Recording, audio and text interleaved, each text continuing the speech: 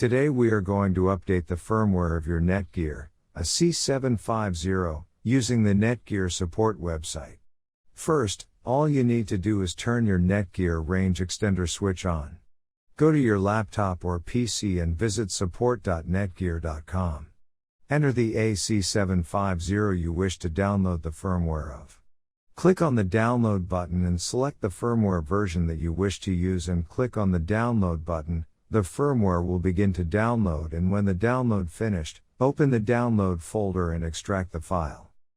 Come back to your web browser and navigate to mywifiext.net. Now log in using the username and password. In case if you forget your username or password, then please get in touch with our support team. They will help you out to solve the issue.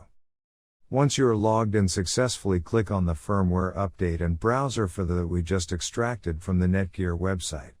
And select and upload it. And then click upload. Please be patient as this might take a little while to get finished. Once finishes, the extender will reboot itself and all your devices will be disconnected. Connect your device and enjoy the extended network.